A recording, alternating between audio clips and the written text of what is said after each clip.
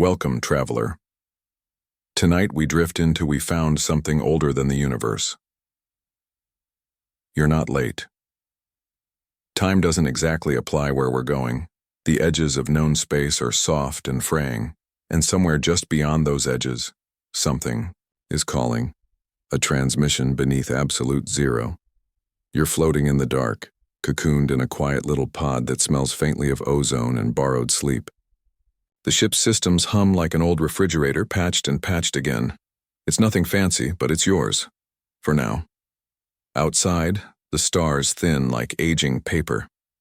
Your coordinates say Sector 00 Zidnil, which is code speak for we made this up because we've never seen it before. That's comforting. The kind of comforting that comes with a last-minute will and a crew that bailed 10 jumps ago. The signal is persistent but soft, like it doesn't care if you find it or not. Just a low rhythmic pulse, not radio, not light, not even gravitational. Something older, something that remembers when light was a novelty and atoms were still a rumor. Your AI, Tessa, already hates it. Origin cannot be triangulated. Signal, temperature measured at 0.02 Kelvin. This violates known laws of thermodynamics. Recommend retreat. You recommend Tessa shut up and log it anyway. She grumbles. Well, as much as code can grumble, and compiles the data, throwing up a holographic swirl that looks more like a bruise than a coordinate. Then it blinks. Once, twice, and a doorway opens in the middle of nothing. Not metaphorically. Literally. Your external cameras show what looks like a rectangular fissure in space itself. No light leaks from it. No matter passes in or out. Just the suggestion that something ought to be there. You do the only logical thing. Drift closer. You expect turbulence, a gravitational spike, anything, but instead it's smooth. Too smooth. Even in the vacuum of space you feel the wrongness, like your bones want to unscrew themselves. And that's when the readings flatline. Your sensors don't break. They stop. No values, no errors, just nothing. You're blind. Tessa tries to reboot the system, but each time she does, the same error flashes across the console.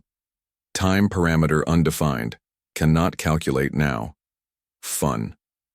You've officially sailed off the edge of the map, and the sea monsters are asleep or watching. Still, you're curious, that's your problem. That's always been humanity's problem. Someone tells us, you shouldn't look there, and suddenly we're drilling holes in reality just to see what leaks out. You, suit up, yes, alone. No backup, no tether, just a magnetic lock on the hull and a long, slow push through the airlock.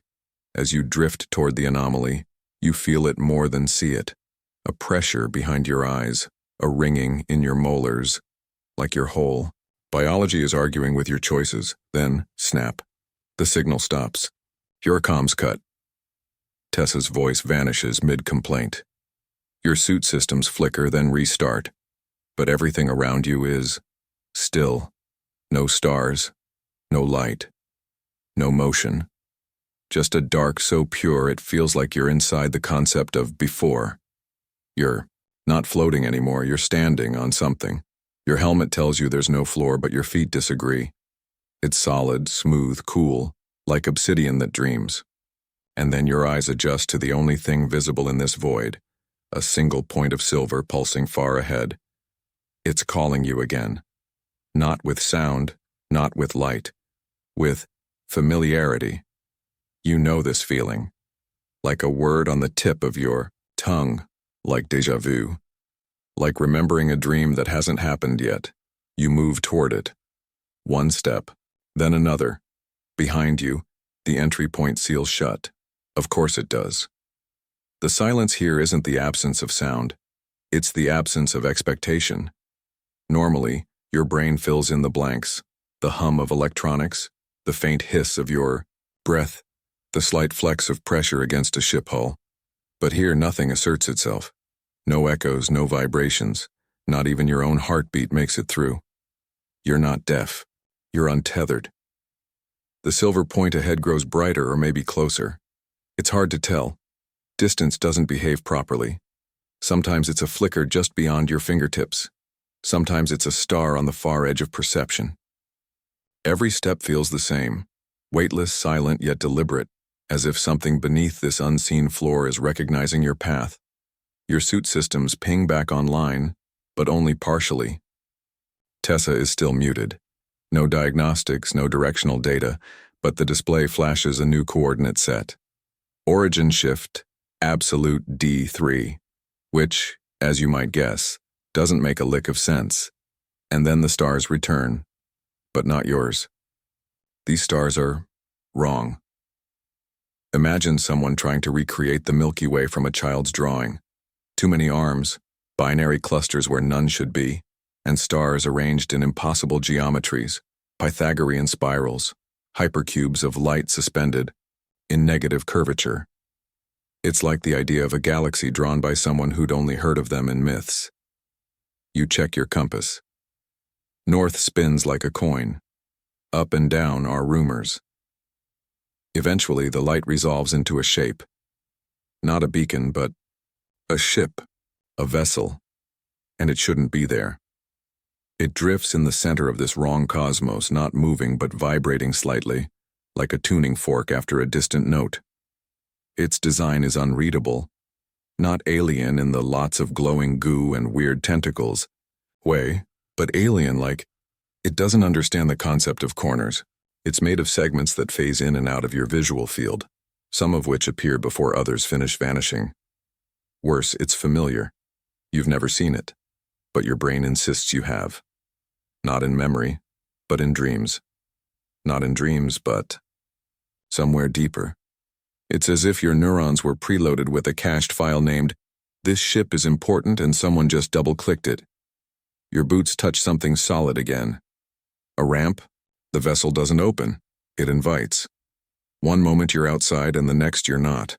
No door, no airlock, no sound of entry, just an environmental shift.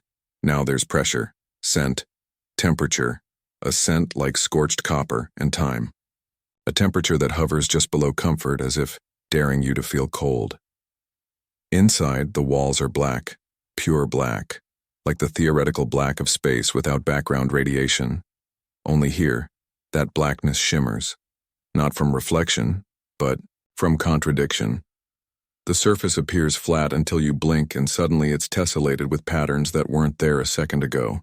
Geometries too perfect for randomness, too chaotic for design. You place your hand on one wall, it's warm. And as you do, the wall shifts. Not visually, conceptually. You understand it changed, though you couldn't explain what it was before, or what it is now. Like someone edited a sentence in your native language, but only in your head. This is where Tessa comes back. Sort of. User presence confirmed, time anomaly stabilized, attention. You are now within non-local domain. Communications. With origin point impossible. Well, that's cheery. You try to log data, but the log refuses. Instead, it overwrites itself each time you begin a new entry. Words are replaced mid-keystroke. You try to write ship interior surface analysis, and it autocorrects to witnessed, remembrance of pre-time. Cool, you move forward and the corridor narrows, not physically but spatially. Each step folds the hallway in on itself until you're no longer sure how far you've come. One moment you pass the same black ridge on the wall for the third time. The next, it's behind you, and you're standing at a chamber's threshold. Inside, there's nothing. No furniture. No terminals. No signs of habitation. But your breath catches because on the far wall is you, or rather a silhouette in your exact shape, not a mirror, a shadow burned into the material. And around that shape, inscribed like a halo, are symbols. Glyphs. They shimmer, then shift. Then they read you and they change. Now they form words in your language. Welcome, seed of recursion. We have waited. Some galactic historians still argue whether this moment marks first contact or last echo. You're inclined to think neither. The words reconfigure again, shifting as you stare. Step forward, remember forward, and you do. You walk toward your own shadow, and it lets you in. The ship doesn't open. It adjusts, as if the space around you has been waiting to fit your exact shape, your trajectory, your curiosity. There's no door. 1 second the chamber has a solid wall. The next, you're through it. No sensation of passing. Just a quiet admission that you now occupy the space beyond. Inside, the architecture becomes even stranger, if you can call it that.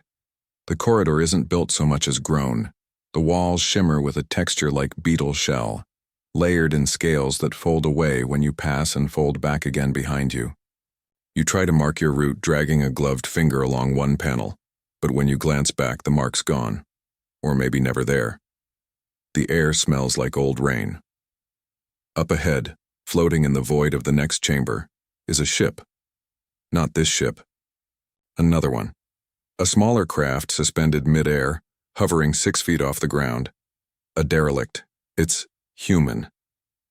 The rusted hull is unmistakably Terran manufacture. You see a half-melted UN logo on the wing, a light-charred bumper sticker with the words, "Yes, this is my final form," a fragment of a nameplate, SS Lind, something. It's an antique. And it shouldn't be here. This class of ship was phased out 200 years ago, decommissioned, lost. No records ever mentioned it leaving the Sol system, but here it is, floating inside a vessel that by all logic predates our galaxy. You scan it. Tessa says, "Confirmed. Vessel manufactured Earth orbit, year 2143 CE. Registry, not found.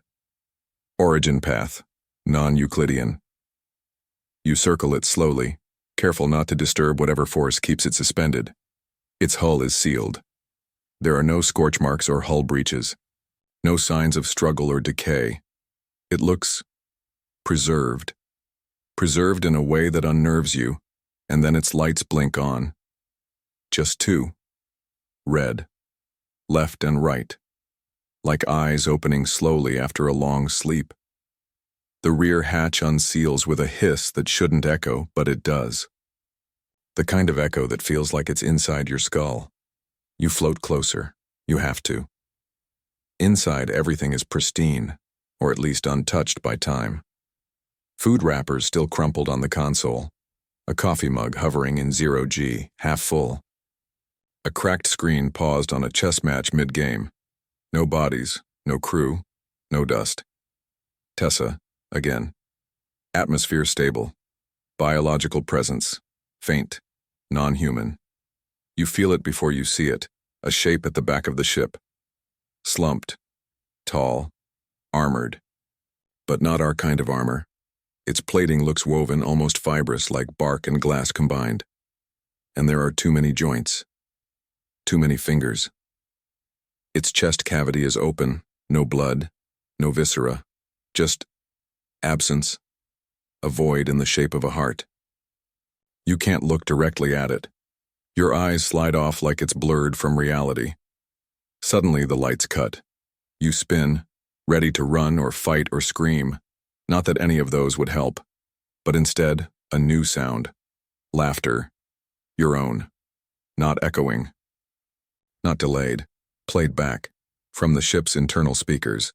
A recording of you laughing. The problem is, you haven't laughed yet. The lights flicker back. Nothing has changed. The mug still floats. The chess game remains paused. The creature, or whatever's left of it, hasn't moved. And yet you're not alone anymore, not physically, emotionally.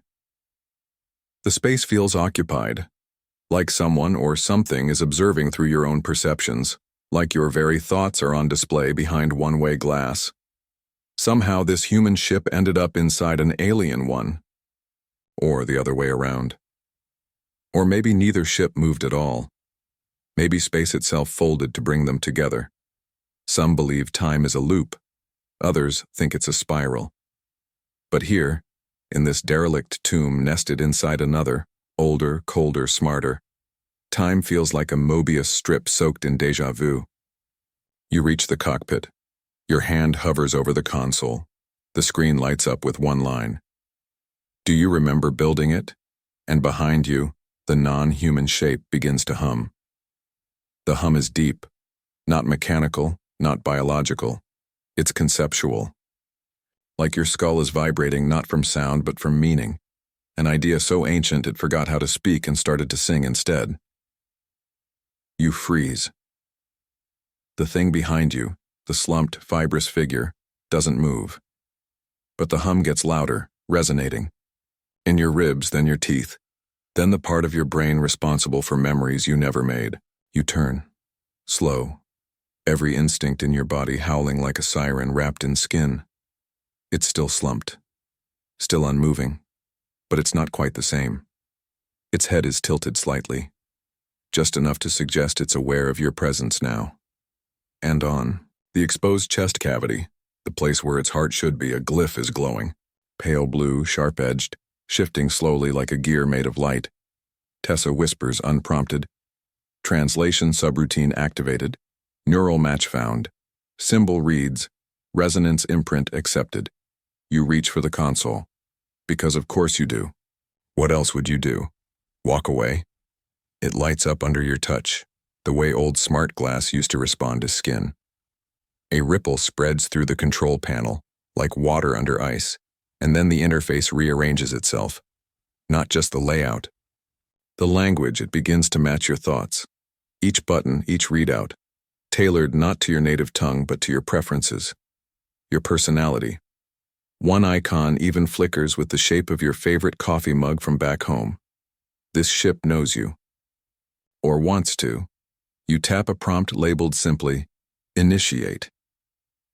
Immediately, the surrounding chamber, the entire human vessel embedded within the alien, starts to phase. The walls ripple, and new glyphs bloom along the ceiling like bioluminescent spores. A holographic projection bursts into life in front of you, made not of light but memory. Yours.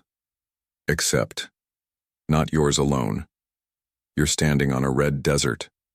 Twin moons hang low in the sky. The air smells of salt and rust. Before you, dozens of those fibrous beings kneel in a circle around a crystalline structure, somewhere between a monument and an engine. One of them turns. It's the same figure from the derelict, only this version is alive. Its voice speaks in your mind, not in words but sensations. It says, "We did not build time, we borrowed it. You returned the key." And the vision ends. Back in the cockpit, the console blinks again. This time, you arrived late. You arrive always. You don't know what it means. Then you notice the floor. It's changing. Not physically, but in record. According to Tessa's interface, the gravity field around the ship is shifting dynamically every second. Not adapting to your weight, but remembering it. Anticipating future versions of you walking the same path again. And again. And again. You open the crew logs of the human ship, hoping for answers. Hoping for something that makes any sense. You find one entry, just one, corrupted, scrambled, except the name at the bottom is yours, and the voice in the audio clip? Also yours. This is Commander. Doesn't matter anymore. If you're hearing this, you came back, again. You always come back. Just like they wanted. I think we're the switch.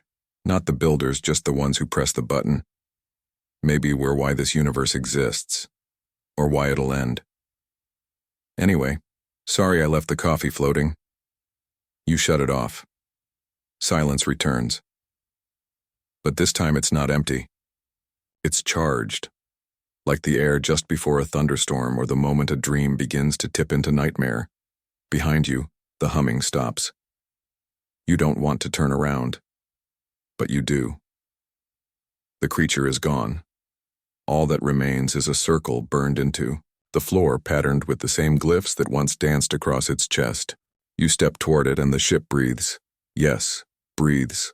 The whole hull expands, then contracts like a lung waking from hibernation.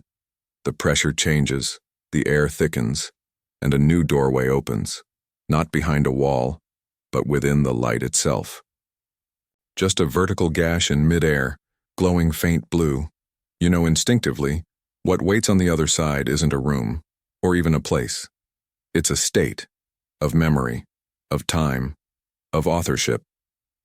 Some galactic historians argue whether this is the moment humanity stepped out of time, or whether it's the moment time itself admitted it never belonged to us in the first place. You step through, and the doorway closes like a sigh. You emerge into stillness, not silence. Stillness. The difference matters. Silence implies something is missing. Stillness means everything is waiting. This new space, this zone, doesn't have walls or air or temperature. You're standing, sure, but not on anything your suit can classify. There's no resistance, no pressure, no need for gravity. Yet your body behaves like it would inside any ordinary ship corridor, except this corridor has no geometry. That's the first thing your brain argues with. The second is time. Tessa flickers back online, confused and annoyed. Warning: chronometric reference points undefined. All internal timers frozen. Estimating duration of exposure, null. Translation: you're stuck in a moment that doesn't have a before or after. Not quite eternity, not quite a blink.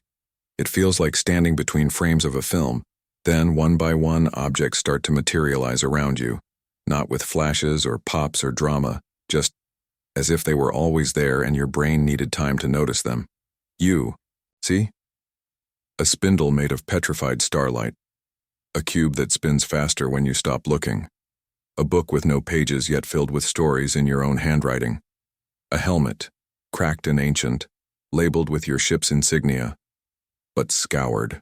High time you haven't lived, and there, resting atop a pedestal shaped like a Mobius strip folded into 8 dimensions, is dust. Your scanner refuses to engage. Tessa spits out a rare confession. Unable to analyze sample, composition unknown, estimated age, older than universal expansion, older than the universe. You kneel, carefully, slowly. The dust doesn't float, doesn't scatter. It simply is. A presence. A relic. A paradox. Somehow you know this dust didn't come from a star or a planet or even a black hole. It came from before. Before physics. Before light. Before the rules were written. And the more you stare at it, the more your mind fills with impressions. Not thoughts, not memories, something in between. Like music in a dream, fading the moment you wake. Tessa says nothing. You think she's overwhelmed. Or reverent. You reach out and touch it. No resistance. Your glove dips slightly into the fine, dark grains, and for the briefest moment, your vision shifts. Not just what you see, what you are. You're standing on a shore where the sea is made of stars still thinking about becoming real. You watch a creature forge a tool by folding willpower into shape. You listen to a conversation between particles that haven't discovered mass yet. Then you're back. Back in the corridor, surrounded by objects that were never built, only remembered, and the dust is gone. In its place, a ripple, a soft pulse through the not air like a breath from the void. And in the pulse, a sound, not words, emotion, a whisper of belonging, of recursion, of ownership. As if the dust didn't just exist here, as if it was waiting for you, waiting to complete the loop. To say, you've already been here, you'll always be here. That's when the glyphs return, not on walls, not on screens, but in your mind. They scroll across the inside of your skull like closed captions from a forgotten broadcast. Archive loaded, fracture lines stable. Welcome, architect. Architect? You laugh. Not in amusement and disbelief. You're no builder. You can barely fix your own oxygen seal when it sticks. And yet, there's that book again. The one with no pages. You pick it up. It opens to a chapter titled, "The One Who Pressed Play." The pages are blank until you think, not even clearly. Just the rough shape of curiosity, of memory, of intent, and the page fills, not with ink but with history. A war fought in 12 dimensions over the right to perceive time linearly. A treaty carved into the edge of an event horizon. A species made entirely of sensory metaphors, who refused to exist unless someone was thinking about them. And right there in the margin, a sketch of you. Older, wiser, or maybe more broken, standing next to a device you haven't found yet, or haven't built. Some galactic physicists claim this chamber is the universe's garbage dump, a place where discarded potential settles. Others insist it's a museum, or a library, or a trap. You're starting to think it might be all three, and at the center of it, one undeniable truth presses in on your mind. You didn't just find something older than the universe, you left it for yourself. The moment you accept that, you left it for yourself, something clicks, not like a mechanism, like a memory falling into place after years of silence. The chamber around you breathes again, subtly warping the lightless walls, adjusting their angles not for physical efficiency, but personal comfort. It's as if the space has finally remembered who you are, or who you're meant to be. The ripple from the vanished dust has spread. Now it pulses throughout the corridor, softly coaxing objects into rearrangement. The cube begins orbiting the spindle. The helmet slowly rotates to face you, if something without a face can be said to face anything. Then a door appears. No lights, no dramatic opening sequence, just a rectangle of permission, barely outlined by a thin mist of static. You step through. You're in a vault. That's the only word that comes to mind, but it's not built to store money or weapons. It's built to store exceptions. The walls are lined with floating relics, each one impossible. A glass sphere that contains a miniature sun. It pulses to a beat you swear matches your heartbeat, but offset by half a second, like it's remembering before you do. A sliver of dark matter wrapped in prayer beads made of frozen time. A cube of space-time warped into a cornerless shape. It hurts to look at directly, like trying to divide by zero with your eyes. And the sounds. Not ambient noise, memories in audio form. You hear a baby's laugh, layered with the groan of tectonic plates shifting.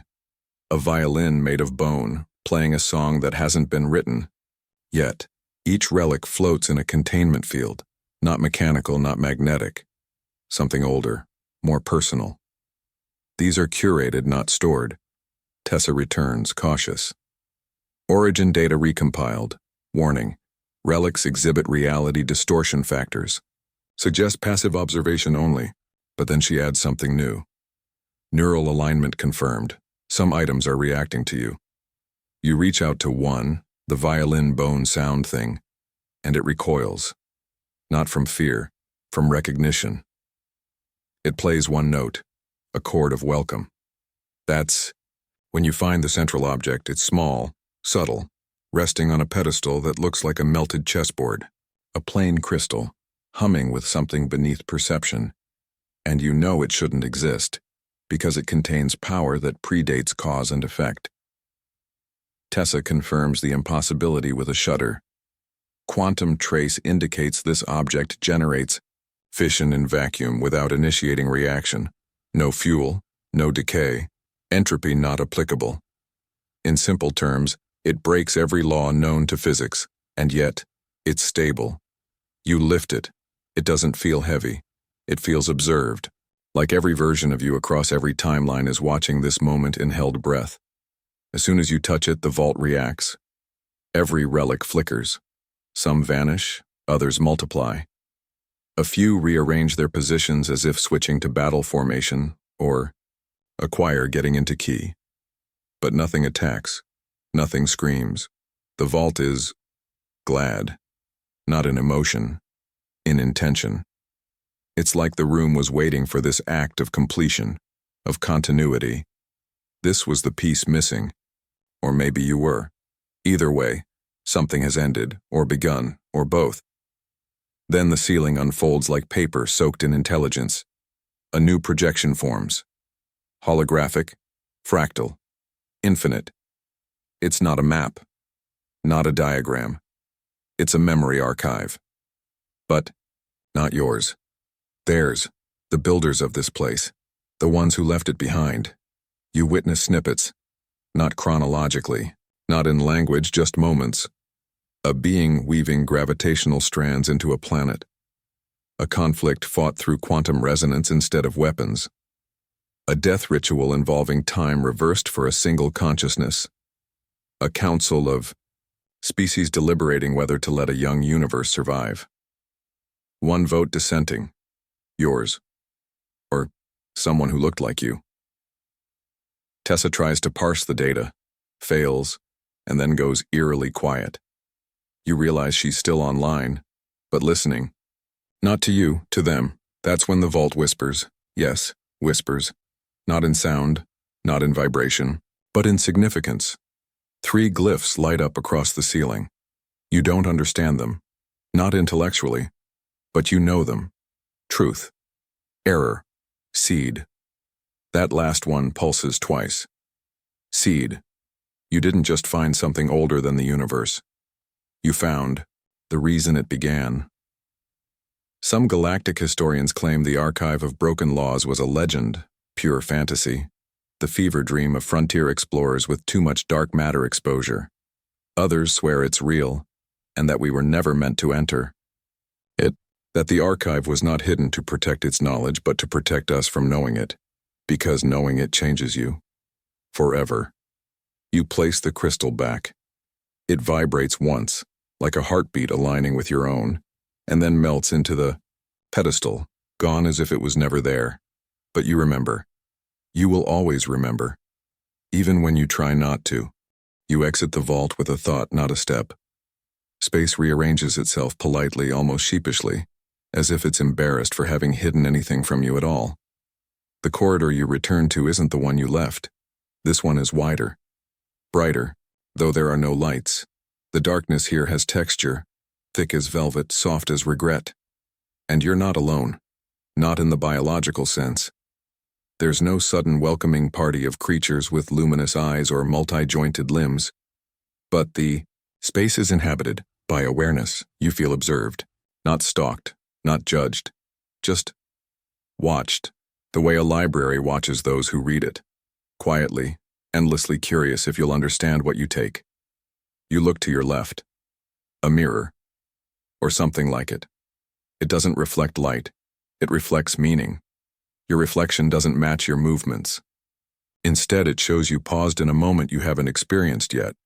You're smiling in the reflection, holding something that isn't in your hands yet, wearing a scar on your neck you haven't earned. Behind you in the mirror, a familiar figure moves, the fibrous creature from the derelict ship. It nods at you in silent acknowledgement. The image flickers. You're alone again. Tessa murmurs in your ear. Non-linear event stream confirmed. Observer effect in progress. Reality convergence. Optional. Optional? That's new. You continue forward. The corridor leads to a room that shouldn't exist, because it doesn't have dimensions. You feel yourself thinking in spatial directions you didn't know existed, angles that fold backward through memory, depths that tunnel under logic. At the center of this impossible room, a chamber, sealed, smooth, doorless. Yet again it knows you. You're already inside. Somehow you blink, and you're standing within. It. No sensation of entry, no passage through space. The moment you recognize the chamber, you occupy it. Like location is just a user agreement you've finally clicked accept on. There's only one thing in here, a console. No screens, no buttons, just a surface. Matte black. Waiting. It hums when you approach. A low resonance. Not sound, memory vibration. Your hand hovers over it. You hesitate. Then you press. The chamber ripples. Your eyes adjust. So do your thoughts. What you see next should not be possible, because it's you. Again, another you. Standing across the console, mirroring your posture exactly. Same face, same breath, same hesitancy. You both blink in sync. Raise a hand. Lower it. The other you speaks first. But it's your voice. You don't remember yet, that's okay, you will. You step back. So do they. You speak. So do they. What is this? And in that moment, the reflection shifts. Only it's not a mirror. Not a hologram. It's a memory. A loop.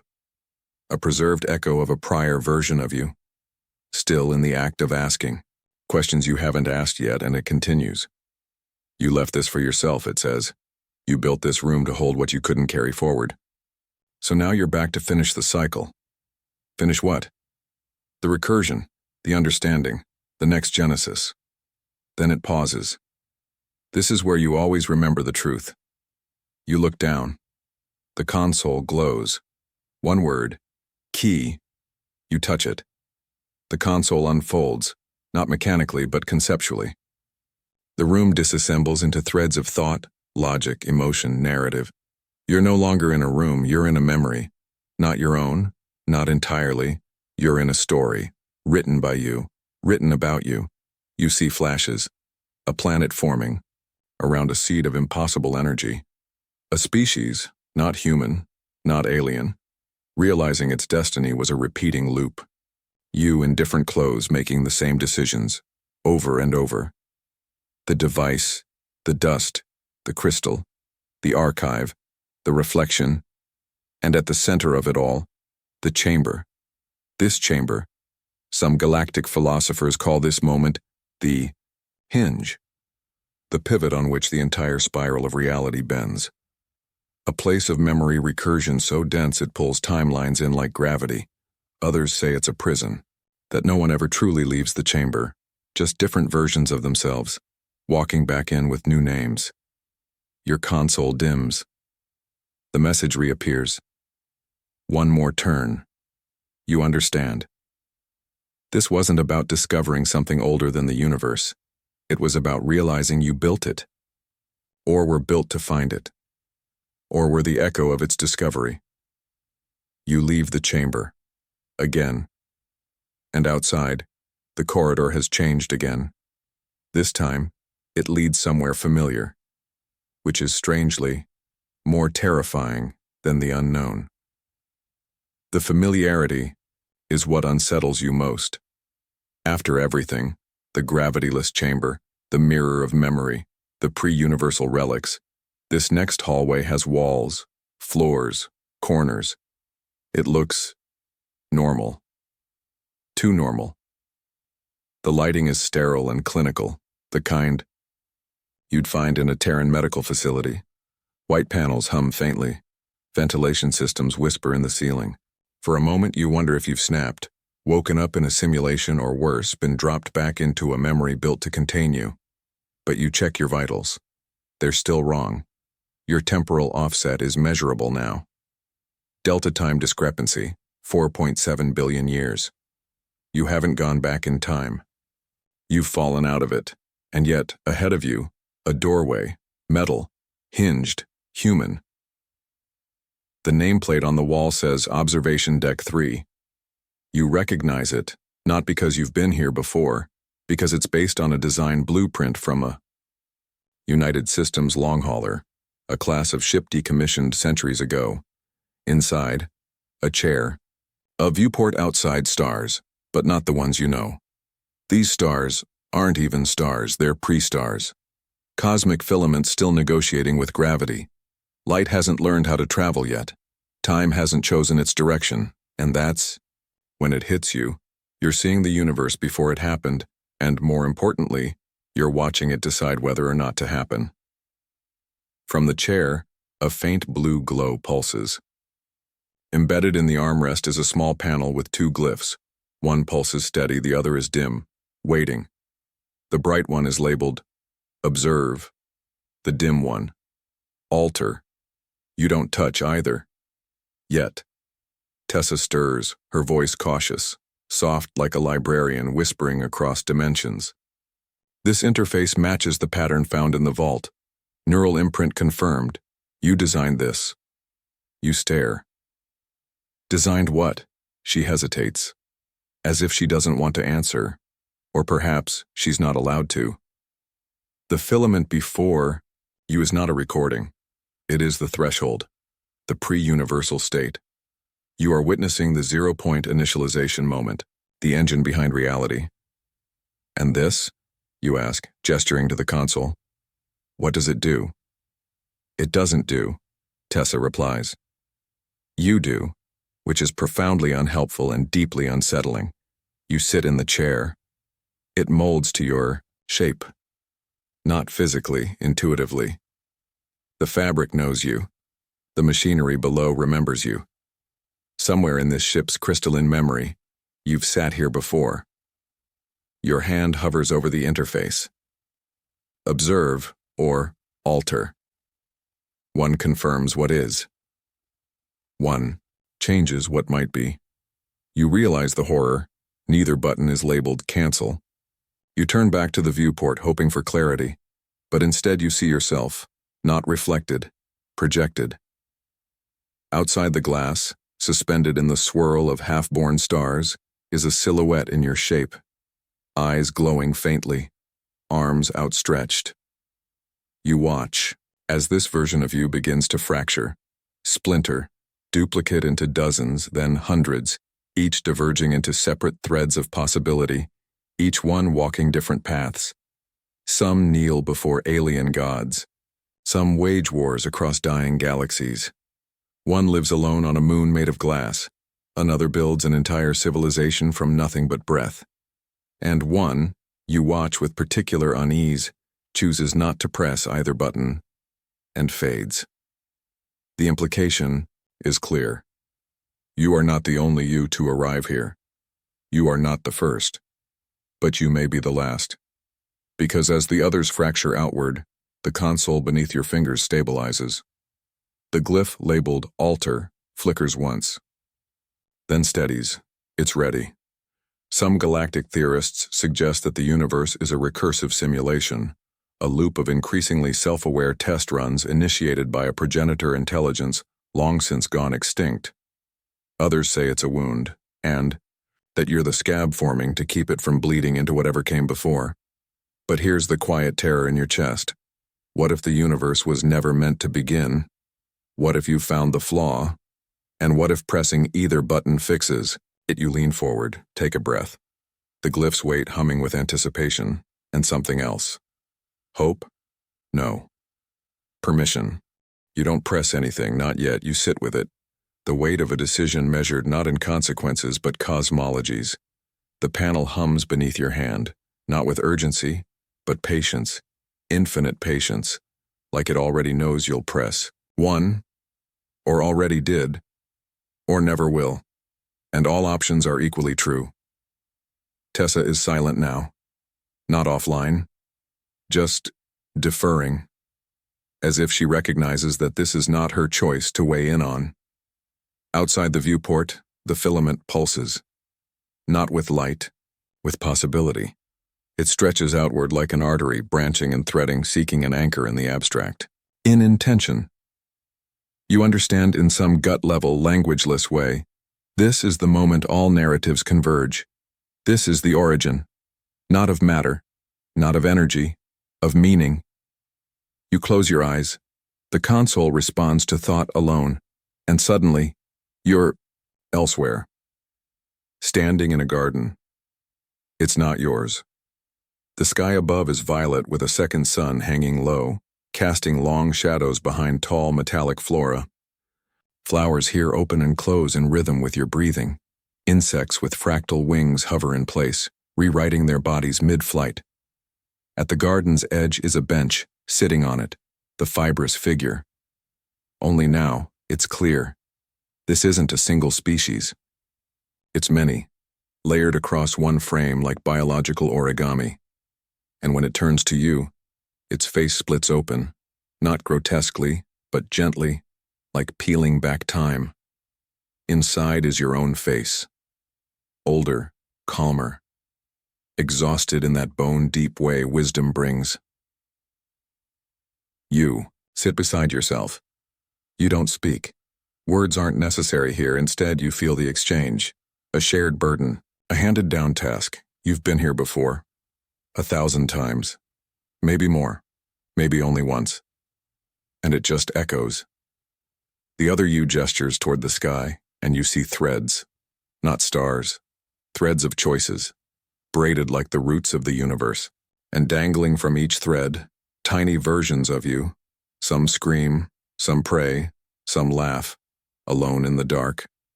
One cuts the thread entirely, Another ties theirs to something ancient and unreadable.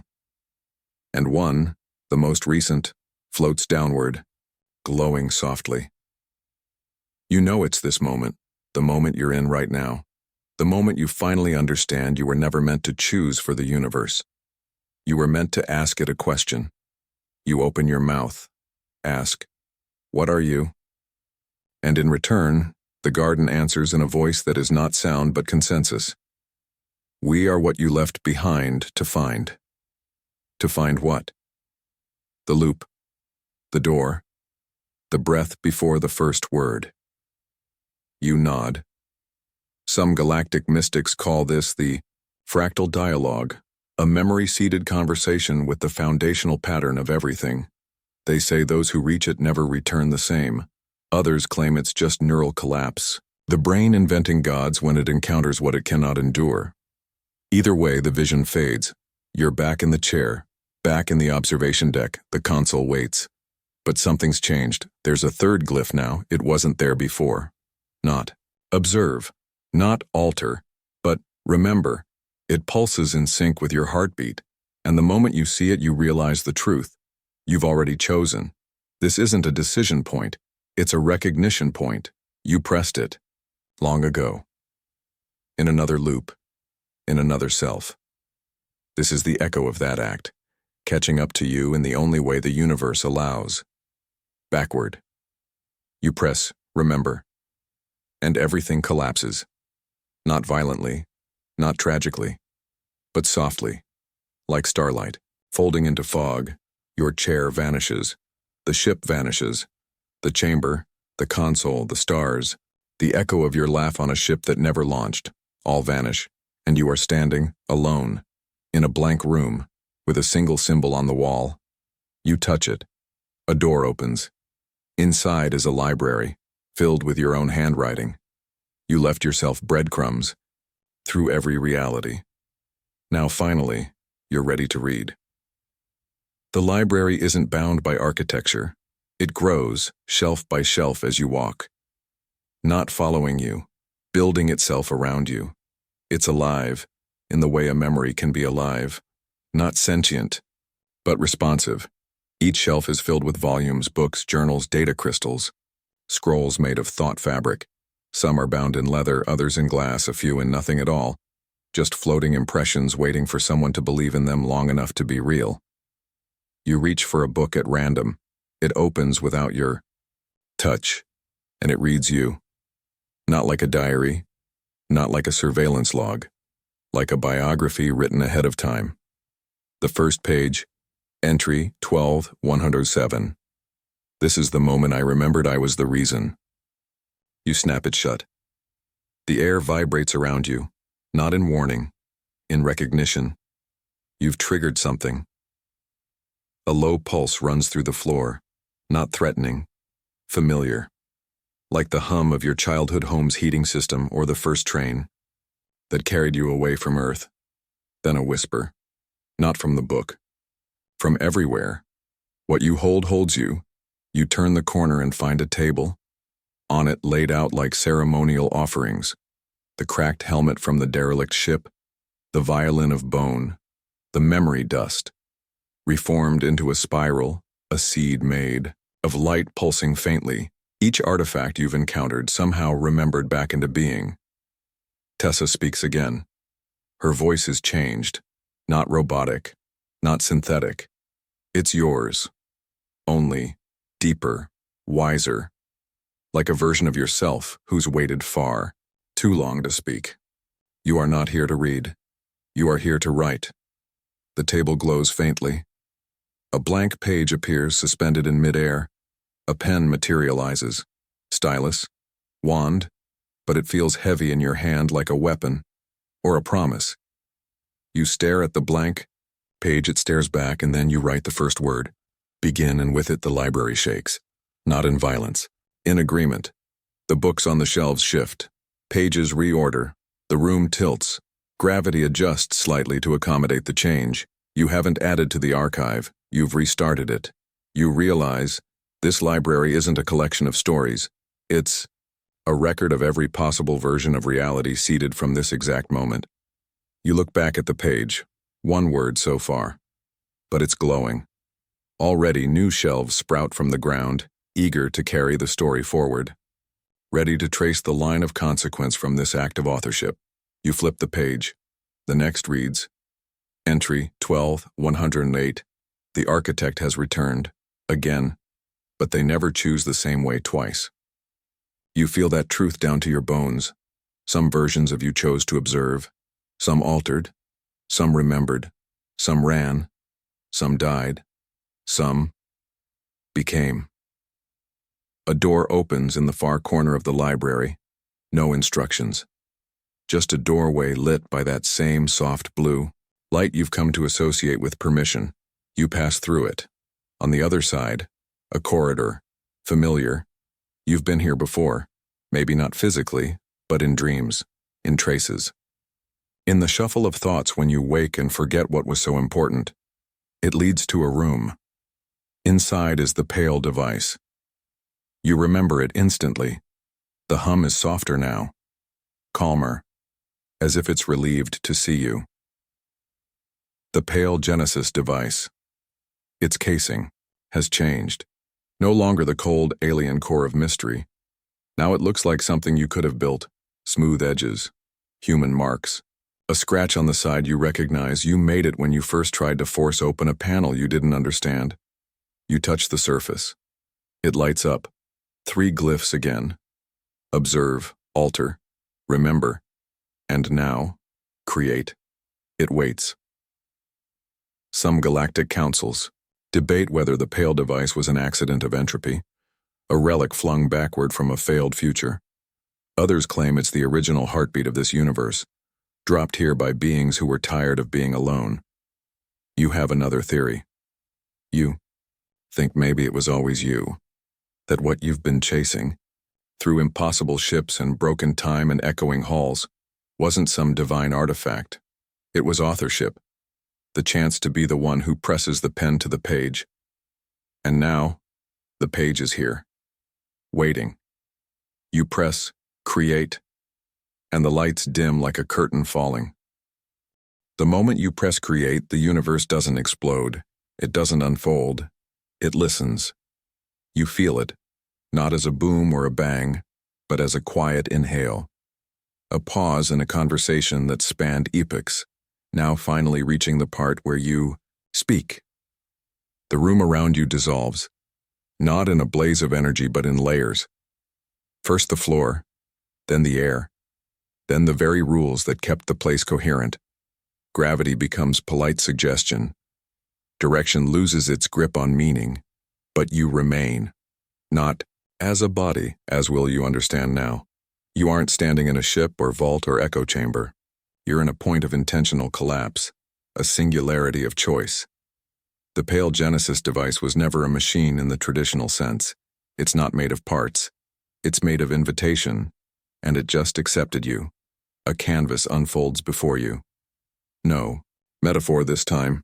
An actual fabric of potential, shimmering in infinite complexity, waiting to be patterned. Waiting for shape, waiting for a story. Your story. Tessa's voice returns. No longer an assistant, no longer a subroutine. She's integrated now, part of the system, maybe always was. Initialization unlocked, narrative root variable, active. What am I doing? You ask, though you already know.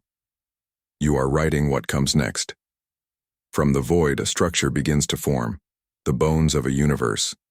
Stars first, still embryonic, folding in on themselves like petals. Then galaxies, spinning in patterns, so elegant they feel like choreography. Planets branch from them, then moons. One of them, you sense it before you see it, has blue oceans and a familiar pull. You realize you're building this universe. Or one like it, or the idea of it. And you have questions. You ask internally, why me? Tessa, or what remains of her, responds, you were the one who asked. It's that simple. Somewhere, in the billions of flickering versions of reality, someone reached the point of curiosity sharp enough to break recursion, to not just witness the loop, but to step outside it, To ask not what is, but what could have been. And so the invitation was extended. You, the architect. But there's a problem. Or maybe just a truth. You can't bring it all back. You can't take everything you've learned, everything you've seen, and carry it forward unaltered. That's not how recursion works. So the canvas demands a seed, one piece, one idea, one memory, to serve as the first note in the new song. You think of Earth, of coffee on metal tables, of sarcastic engineers yelling over plasma welders, of laughter on long-haul freighters and quiet sobs in EVA suits, of arguments about gravity theory and midnight chess games you never finished, of humanity, fragile, absurd, defiant. You choose your seed, and the universe accepts it. The new reality spirals outward, folding your fragment of memory into its base layer, a subtle tone in the cosmic background, a ripple in the shape of a stubborn species that refused to be forgotten. Then, silence. Your part is done. The device powers down, not with a shutdown hum, but a sigh of relief, the kind you exhale after solving a puzzle you've been carrying. For lifetimes, you open your eyes again, you're back in the corridor, back where the archive first pulled you in. But it's different now. Clean, still, quiet. You're alone. The signal is gone. Tessa doesn't respond. You check the console on your suit. It's functional again. Local time makes sense. Local physics checks out. Stars twinkle where they're supposed to. You're back in your universe, or one that thinks it's yours. You look around, half expecting something impossible to appear. An echo, a ghost, a ripple. Nothing. Just a standard vacuum and the soft blinking light on your return pod. You float toward it, climb inside. The hatch seals. The AI flickers back online with no memory of anything unusual, no corrupted logs, no dust older than time, just you and your heartbeat. You. Engage autopilot. The stars stretch into lines. Some galactic explorers report this sort of thing as a dream, a pressure-related hallucination, temporal vertigo, brain oxygen weirdness, and you'll let them think that. Because they weren't chosen. But you remember. You will always remember, even if no one else believes you. Even if it fades when you wake. Even if the books close. Because now the loop has been rewritten, and at its heart, you. You don't sleep on the way back, even though you're exhausted in a way that's not physical, not mental either. It's somewhere in your pattern, like your very sense of self has been stretched across too many timelines, folded too many times. You don't close your eyes, because you're not sure what would happen if you did. Would you wake up in your bunk or in the chamber again? The pod hums softly. Normal, boring, comforting in its predictability. You watch the status readouts, the fuel percentages, the inertial drift markers, all unremarkable. But the stars outside, they glance at you. Not literally. You know that's impossible. Stars can't look. And yet you swear they twinkle with recognition. Some shimmer brighter as you pass. A few seem to pulse in rhythm with your breath. There's no danger, just a quiet sense of acknowledgement. You were part of something, still are. And now the universe knows. Tessa's voice returns. The original version, calm, clipped, professional. ETA to Station Polaris 3, 27 hours. Do you wish to send a preliminary report? You almost laugh. Right. A report. What are you going to say? High Command. I accidentally found the pre-universal engine of causality. Possibly built it, might have rebooted the cosmos with my childhood memory of burnt toast. Requesting debrief and a snack? Yeah. No. You reply. No report. Just log the location as anomalous and secure. Tessa doesn't argue. She doesn't remember. But you do. Your fingers drum absently against the console, and with each tap, a phrase circles in your head like a chant. You didn't find it. You returned to it. That sticks. You dig through the nav, logs hoping for confirmation. Anything that survived the recursion storm or the reset or whatever that surreal detour through meaning and memory actually was. You find one entry. Just one. No coordinates, no timestamp, just a text field. We found something older than the universe, and it remembered us. You stare at it for a long time. You don't delete it. Instead, you add a line. It wasn't a thing, it was a question, and we answered. Then you encrypt the file. Deeply. Obsessively. Because you do want someone to find it, but only if they're ready. Only if they ask the same question you did, in that same quiet moment between star systems and certainty. The pod glides. Hours pass. Real hours. With seconds and minutes behaving themselves. You eat a meal that tastes vaguely like chicken. Sleep in shifts. Dreamless, for once. And then the station appears. A simple thing. Metal arms rotating around a docking ring, lights blinking in uniform cycles, dozens of ships parked like insects resting on a hive. Home, or something like it. You dock without incident. Climb out. Feet hitting solid floor for the first time in days or decades or lifetimes, it's hard to tell anymore. A port officer greets you. Routine anomaly check-in, yeah? Anything interesting? You shake your head, smiling. Nothing. Worth losing sleep over. They chuckle, wave you through, no alarms, no time ripples, no sudden reappearance of pre-cosmic artifacts in your backpack. Just peace. And yet, deep in your chest, it lingers. The feeling that something is still listening, not watching. Listening, waiting. Not for you to come back, but for someone else to ask. Some galactic poets say there are places so old they forget they exist unless you remind them. You think this is true of yourself too. You take the long way through the station. A corridor with a wide viewport. You stop.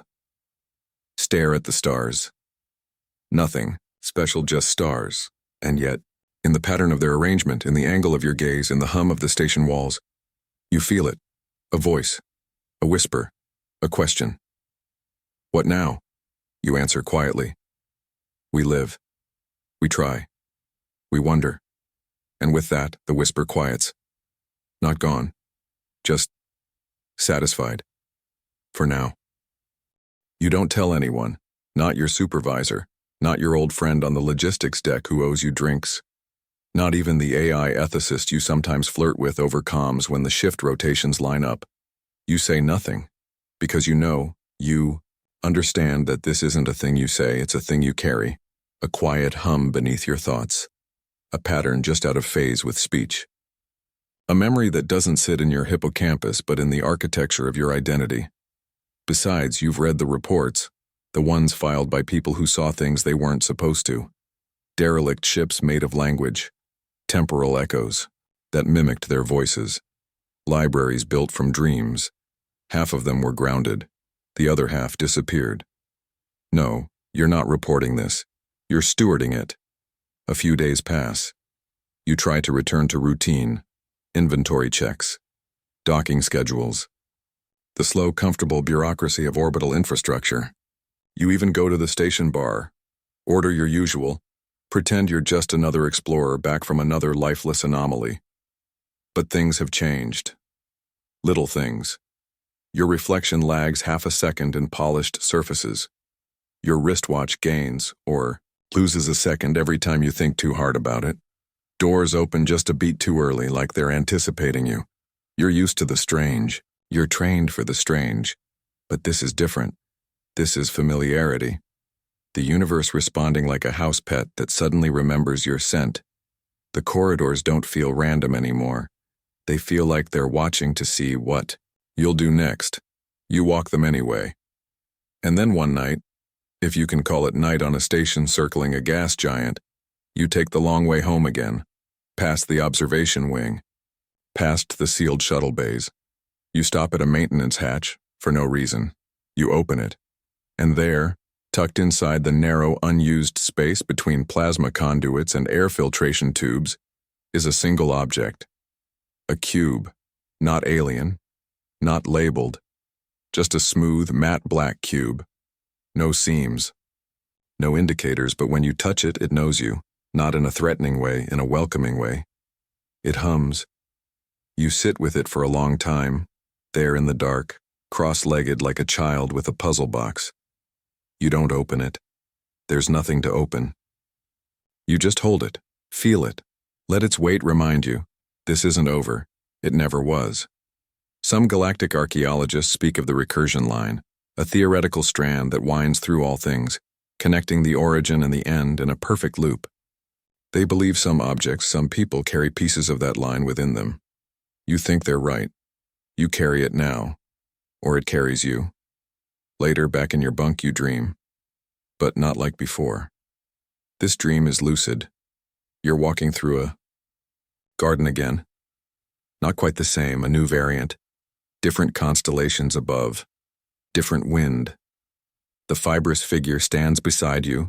No words exchanged, just shared understanding. They place a hand on your shoulder.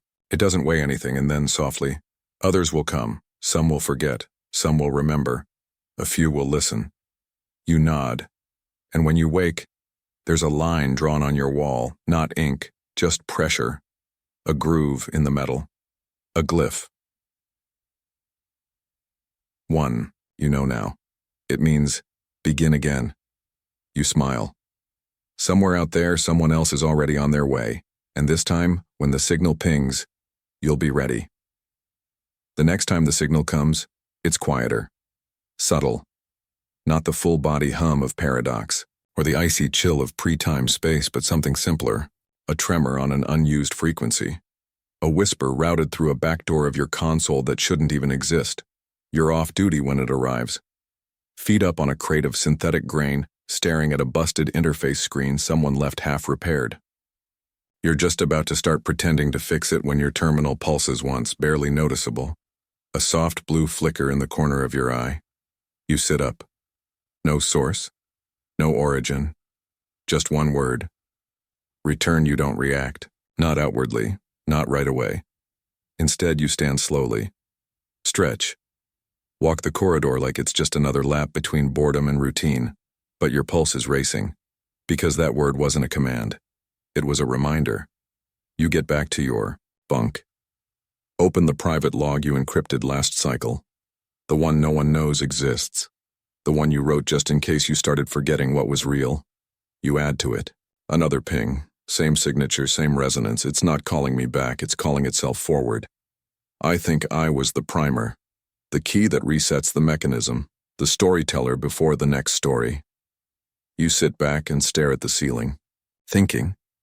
And then you ask a question you haven't asked since the moment you left the chamber. Am I still me? There's no answer, of course, no AI voice, no whispering artifacts. Just the faint sound of air cycling through vents and the low groan of a station that's too old and too underfunded.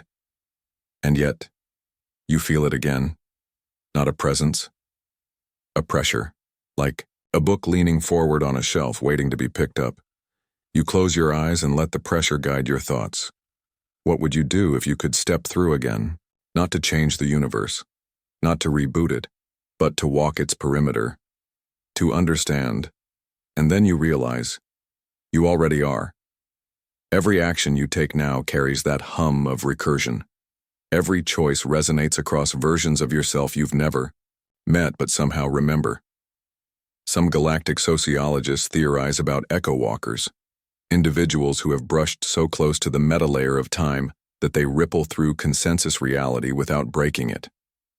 They suggest these individuals become something else. Not quite myth, not quite memory. You think maybe they're half right. You've become a vector, not for destruction, not for salvation, but for questions. That cube you found, it's still with you. No one else can see it. Not because it's invisible, because it's not for them. You keep it in your pocket. A tactile reminder that the rules are thinner than they look. That cause and effect are optional for those who've stepped outside the loop, even once. And when the next report lands on your desk, classified anomaly, dead sector, no gravity wells, no stars, you don't hesitate. You sign the clearance form, pack light, bring the cube, you tell no one, not even Tessa, because the journey isn't something you repeat, it's something you continue.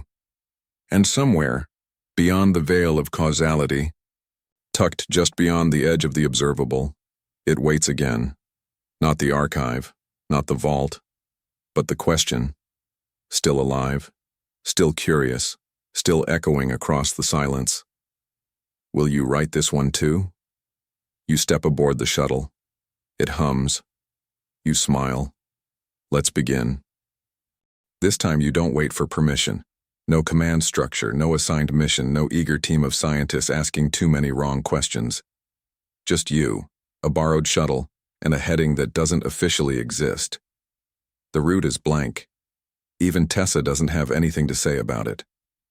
Not because she's broken or disconnected, but because she's choosing silence.